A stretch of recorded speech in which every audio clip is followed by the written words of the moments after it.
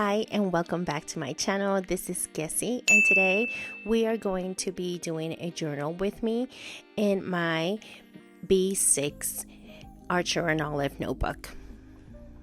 This journal is a journal where I document all my favorite things, from books to series, things that I'm watching, and from music.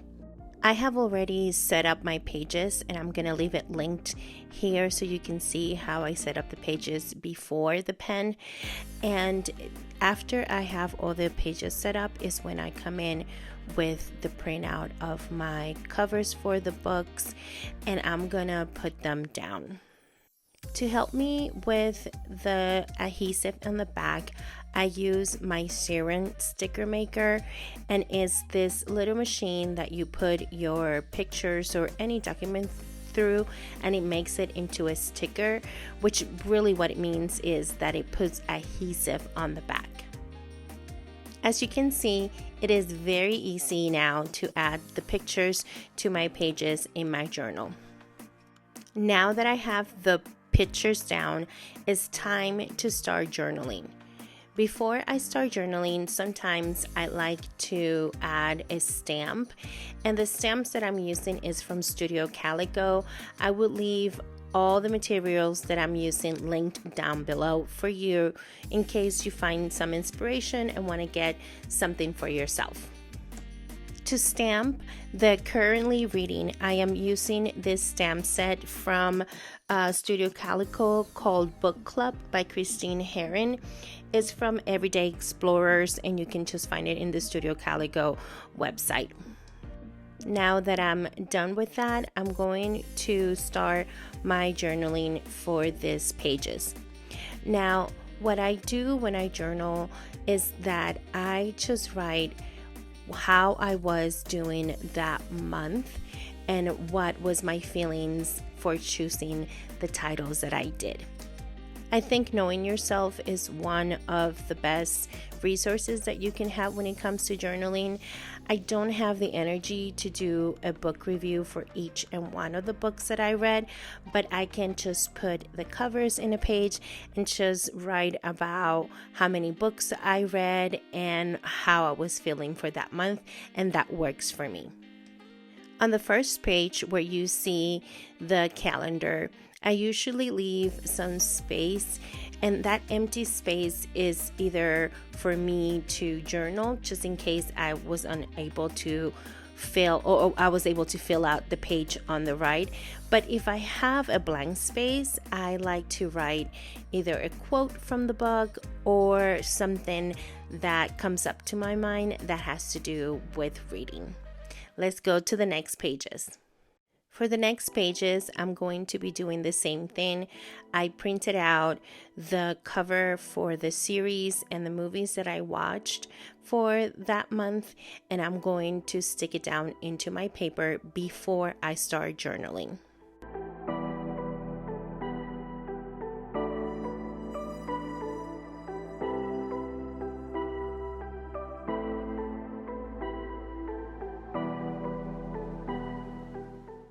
I try to leave some space for my journaling. I usually don't know exactly what I'm going to journal about. I know I'm going to be journaling about the series, but I don't know how much I'm going to be talking about that series until I put that pen to the paper. Here you see me as well setting up my other pages, which is for the things that I was listening for that month. I just look and place my pictures in a way that I feel it looks pleasing, and then once the placement of all these pictures are done, then I start my journaling.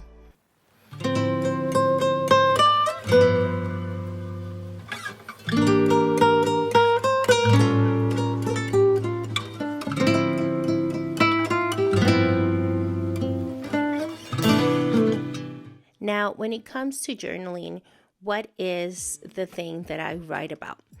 Well, one of the things that I write about is what impact that series or music had on me. For example, in this time you see me that I'm writing about this series that I was watching about the murder of a journalist in the UK, and I'm just writing about my thoughts about it. I love to watch a series on crime and serial killers and history as well. So I just write my thoughts about it, how I felt, and anything that comes to mind when I think about the series that I read.